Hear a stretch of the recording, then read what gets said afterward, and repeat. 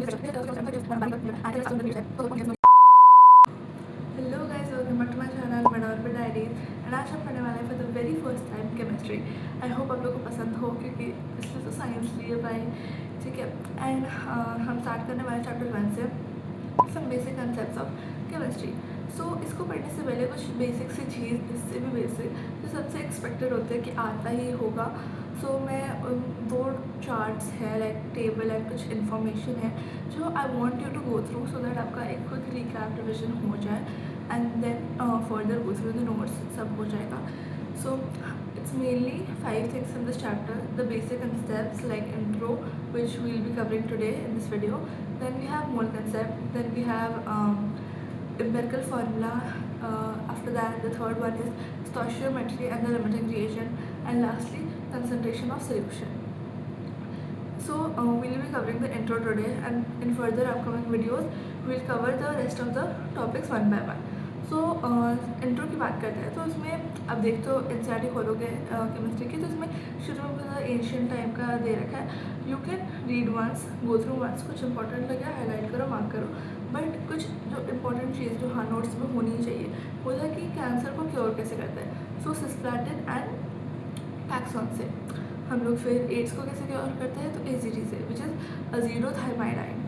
Then we know matter which is something that occupies space is subdivided into pure and impure. Impure का mixture कह सकते हैं and जो mixture होता है उसको हम लोग कह सकते हैं होमोजेनस होता है या हेट्रोजेनस होता है.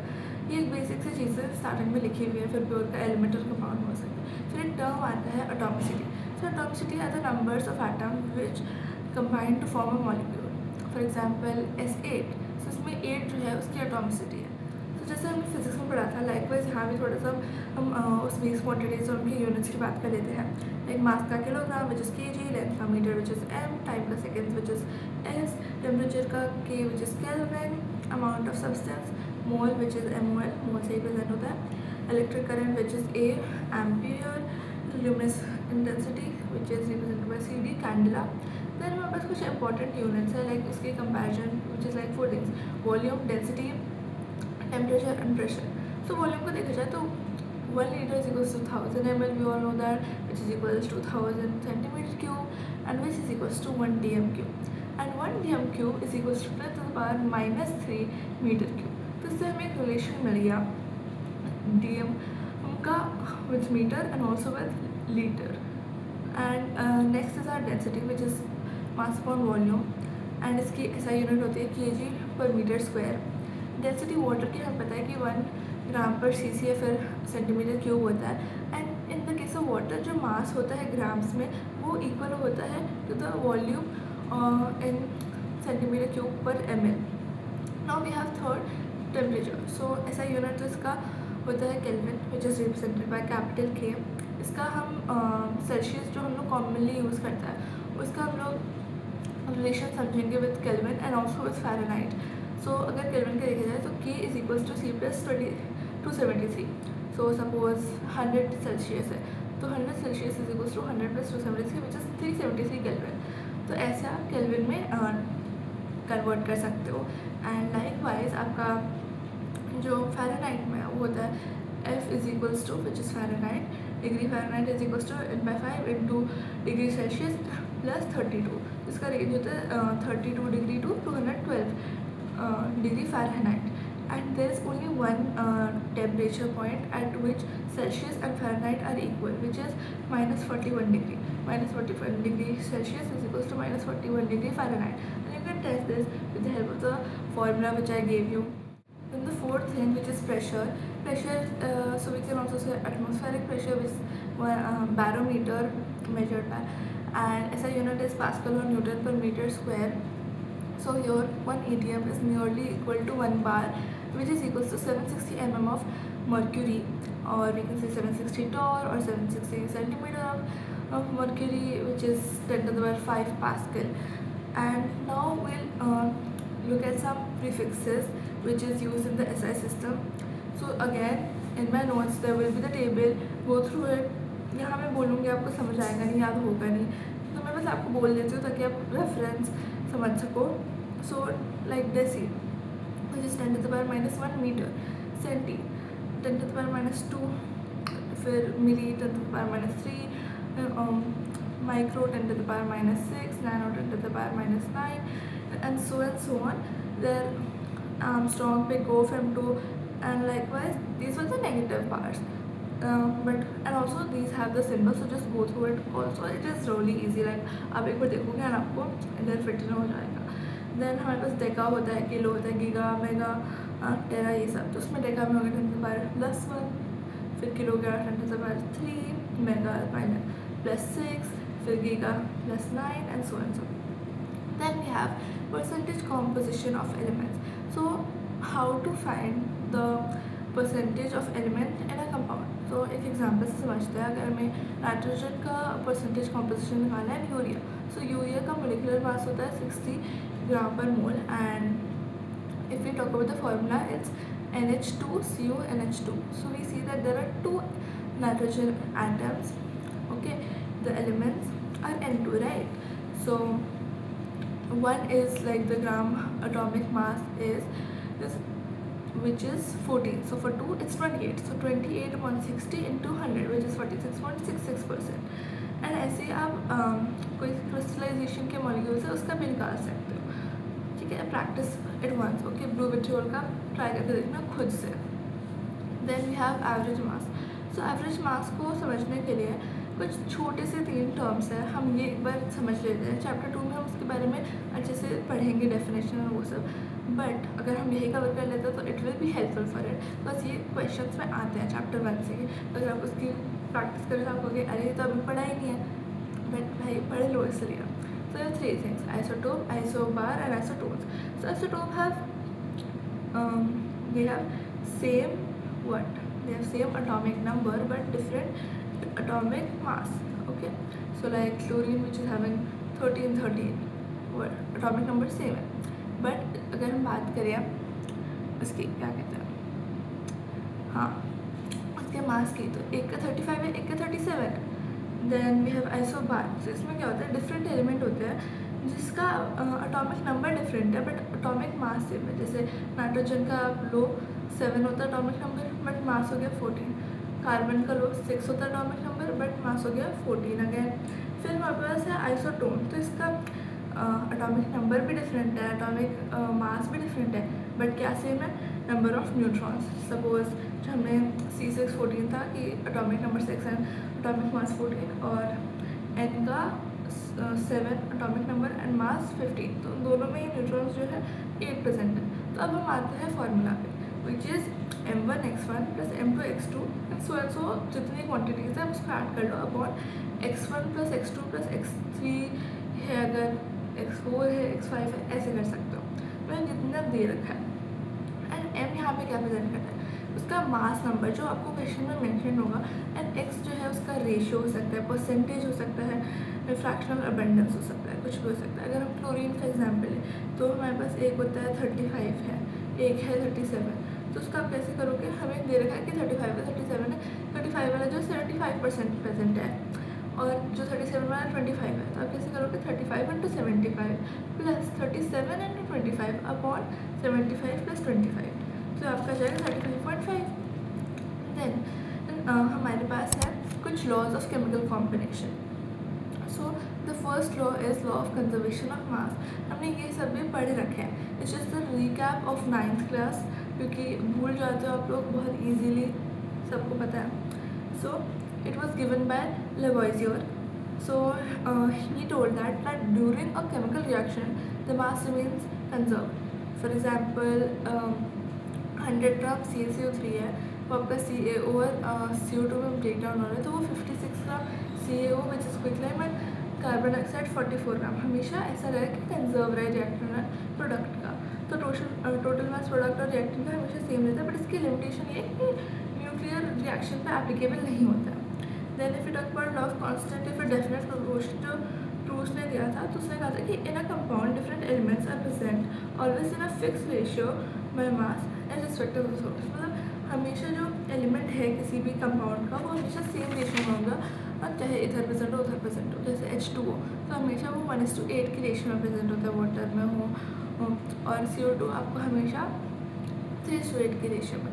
बट इसका लिमिटेशन ये है कि इसको अगर आप किसी भी एलिमेंट के आइसोटोप पे यूज़ करोगे तो वो एप्लीकेबल नहीं होगा। अगर हम हाइड्रोजन के बजाय ड्यूटेरियम ले रहे हैं तो वो एप्लीकेबल नहीं होता है। Then we have third law of multiple proportion which is given by Dalton. So when he said that when two elements combine to form two or more compounds, if the mass of one element is fixed, then the other elements are present in simple whole number ratio. तो कहना चाह रहा है कि suppose आपने दो compound लिए, ठीक है, फिर हाँ जैसे CO होगा और CO2 हो गया, तो दोनों में सेम एलिमेंट्स होने चाहिए, जस्ट माइंड यू, ठीक है, और इसमें आपका एक कांस्टेंट है, जैसे CO और CO2 में C एक ही है बट CO में एक है एंड CO2 में 2 है, तो वो हमेशा होल नंबर रेशियो में होगा, जैसे 1:2 की रेशियो में. फिर जैसे आप और एग्जांपल्स लिखोगे जैसे N2, NO2, NO, ये सब में N कांस्टेंट है, ये नहीं है, राइट. तो आप एक मतलब दोनों में से किसी एक को कांस्टेंट कर दो मल्टीप्लाई करके किसी एक नंबर से जिससे वो सब कांस्टेंट हो जाए, एंड फिर दूसरे वाले को रेशियो में ले आओ, तो ये मल्टीपल प्रोपोर्शन होता है. Then fourth we have Gay-Lussac law of gaseous volume.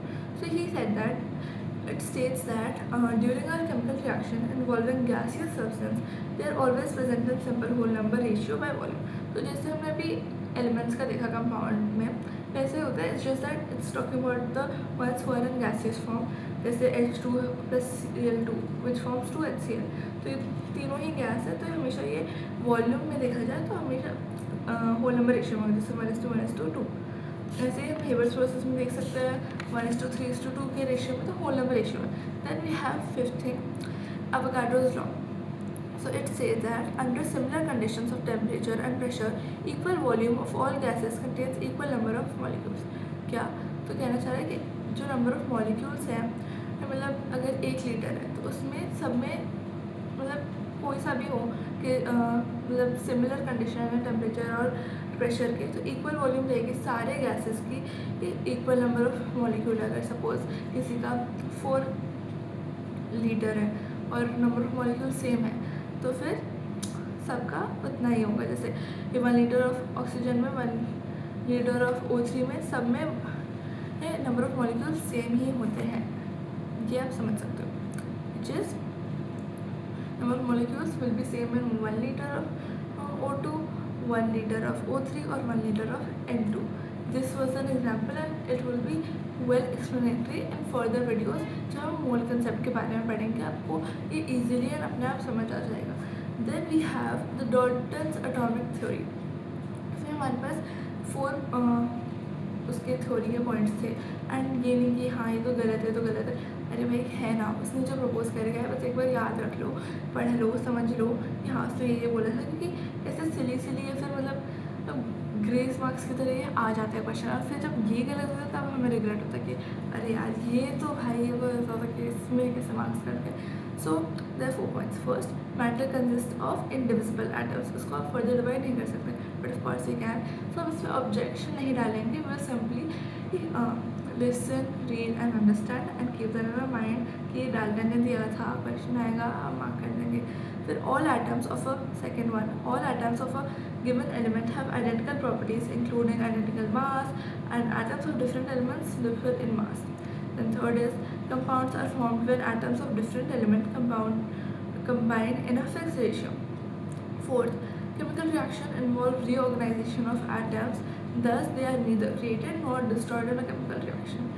And lastly एक पॉइंट जो बताना चाहती हूँ कि MCQ में आ जाता है, because while I was practicing I saw this question, तो इसके लिए मैंने एज अ पॉइंटर लिखा है कि डाल्टन्स थ्योरी जो होती है एक्सप्लेन कर सकती है सारे law of combination, multiple proportion, constant proportion, फिर law of conservation of mass, ये सब कर सकती है. बट ये जो लॉ ऑफ गैसियस वॉल्यूम था, Gay-Lussac's लॉ, वो नहीं एक्सप्लेन कर सकती. And just keep that in mind कि अगर पूछेगा इसका कोई एक्सेप्शन नहीं है, अरे है, Gay-Lussac's law of gaseous volume तो है, ठीक है. सो यहाँ तक हमारे बेसिक चीज़ है. बस एक और चीज़ है जो आपको बताना चाहूँगी, which is precision and accuracy. It is a slightly different in physics. जब हम इसकी डेफिनेशन की बात करते हैं बट यहाँ और ईजी हो जाता है प्रिसीजन एक्यूरेसी। सो प्रिसीजन जो होता है वो क्लोजनेस होता है वेरियस मेजरमेंट्स हम जो लेते हैं सेम क्वांटिटी के, वाइल एक्यूरेसी जो होती है अग्रीमेंट होती है एक पर्टिकुलर वैल्यू की to the true value of the result. ठीक है, तो ये जितना क्लोज है ना वो आपका प्रिसीजन होगा। अगर एग्जैक्ट आ रहा है तभी एक्यूरेसी। तो जैसे अगर आप एवरेज लोगे और आपका आ गया ट्रू वैल्यू जितना, तो फिर समझ जाओ कि वो एक्यूरेट है। एंड जो चीज़ एक्यूरेट होगी वो प्रिसाइज भी होगी। जो प्रिसाइज है need not to be accurate, but जो एक्यूरेट है प्रिसाइज तो होगी in the case of chemistry. Physics में थोड़ा अलग है। वीडियो तो देखी होगी, नहीं देखी तो अभी देख के आओ। आई मीन जस्ट इस वीडियो के एंड होने के बाद। देन हमारे पास सिग्निफिकेंट फिगर्स है, जैसे हमने फिजिक्स में पढ़ा था, इसमें भी है। तो बेसिकली इसमें 2-3 चीज़ें जो सिमिलर है। सिग्निफिकेंट फिगर्स होते हैं मीनिंगफुल डिजिट्स होते हैं जो सर्टेनिटी के साथ हमें नोन होते हैं। एंड ऑल्सो उसका जो लास्ट डिजिट होता है वो अनसर्टन होता है। तो उसके कुछ रूल्स है, ये पढ़ लो एंड काम आएगा। 1-2 पॉइंट कन्फ्यूजन लग सकता है, क्वेश्चन सॉल्व करोगे, प्रैक्टिस करोगे, एग्जाम्पल देखोगे, हो जाएगा। It's not a big deal. Then all non zero digits जो होते हैं सिग्निफिकेंट होते हैं, मतलब 1 2 3 4 5 6 7 8 9 ये सब सिग्निफिकेंट है। फिर जो जीरो होता है किसी नंबर के बीच में वो भी सिग्निफिकेंट है। एक 202 202, तो उसमें जीरो जो बीच में है ना वो भी सिग्निफिकेंट है। Then we have zero at the left of the number and non significant, like suppose 0.06। तो इसमें जीरो जो है 6 से पहले वो सिग्निफिकेंट नहीं है, तो इसमें केवल 1 सिग्निफिकेंट फिगर्स है। फिर zero at the right of the number is significant provided they are written in decimal form. Suppose 60 है तो उसमें केवल एक है क्योंकि जीरो नहीं माना जाता है। बट अगर वो डेसिमल फॉर्म में है 0.60, तो इसमें 2 सिग्निफिकेंट फिगर्स हो जाते हैं। एंड ऑब्जेक्ट्स जो होल नंबर में होते हैं उसका infinite number of significant figures हो सकते हैं। कैसे उसे एक्सप्रेस किया उस बेसिस पे। सो सपोज 41 है तो इसमें इनफाइनाइट हो सकता है क्योंकि आप उसे 40.0 भी कर सकते हो, 40.00 भी कर सकते हो। तो इसमें बहुत सारे वेरिएबल होता है ना नंबर ऑफ सिग्निफिकेंट फिगर्स, इसलिए इसको इनफाइनाइट कह सकते हैं। Then we have rule of rounding off, it's really easy. हमें पता है जैसे अगर लास्ट डिजिट जो होता है वो 5 है या 5 से बड़ा है तो फिर प्रीवियस अगर मतलब 5 से बड़ा है तो फिर तो +1 हो जाता है, 5 से छोटा है तो फिर आपका सेम रहता है। बट अगर 5 है एंड फिर प्रीसीडिंग वाला इवन है तो फिर आपका वो इवन जो है वही रहेगा। 2.345 है तो 4 जो है इवन है तो आपका 2.34 ही रहेगा। बट अगर 2.35 था तो वो ऑड है उससे पहले, 5 से पहले, तो हम +1 कर देते तो 2.4 हो जाता है। तो एडिशन हो रहा है, मल्टीप्लिकेशन, डिवीजन, ये सब हो रहा है तो उसको आप नॉर्मली ऐड करोगे, जैसे आप ऐड करते हो मल्टीप्लाई करते हो। बट नंबर ऑफ सिग्निफिकेंट वो हो जाएगा जो लीस्ट है, जैसे 14.52 और 2.3 इन दोनों को ऐड कर रहा है तो 2.3 में केवल 2 है और उसमें 3 है, तो आंसर में भी केवल 2 ही होगा। Like wise subtraction, multiplication, division में भी सेम अप्लाई होगा। So that's all for today's video. हमने इंट्रो पार्ट ओवर कर लिया है। नेक्स्ट वीडियो जो आएगी केमिस्ट्री की वो हम मोल कंसेप्ट से स्टार्ट करेंगे। And I hope you enjoyed it, understood each and everything. If any query just go for it, ask me, silliest हो, हार्डेस्ट हो, पूछो भाई, just ask and that's all.